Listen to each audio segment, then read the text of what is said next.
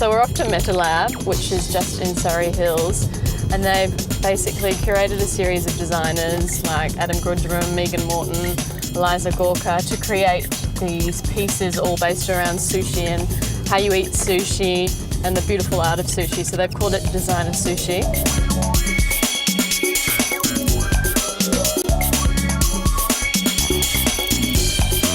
So I'm here with Nina and Caesar at Metalab, and they've come up with this great concept that I thought I was coming to see bento boxes. But what is Designer Sushi about?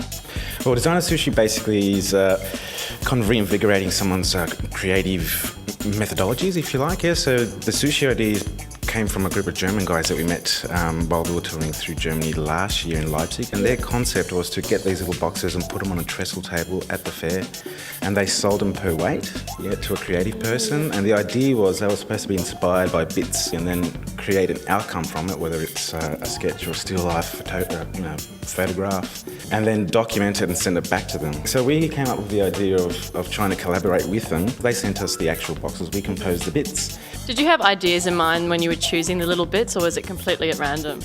Originally I had intended to give particular people particular boxes, but as they came in we let them choose, and they... Luck of the draw. Yeah, and they chose, it was really surprising, they chose things that they wouldn't normally choose. Like they were up for the challenge basically. They wanted to do something really different. Exciting. Now Nina, do you have any top picks in here? Like what really made you go wow? I really like this one.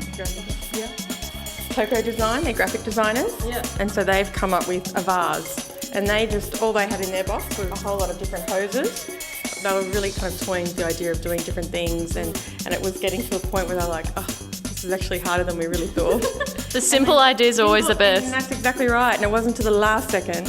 And they go, of course, we can just make a vase. So they brought this in. I thought that was really clever.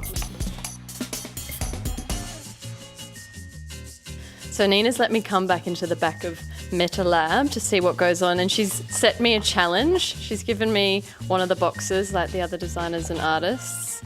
And do I just have to go for it? Go for it. All right, well, what have we got? Some orange string, post-it notes, bit of steel wool, more post-it notes, some screws, whatever that is, a cog, some sort of cog, some dice, a little bit of sandpaper.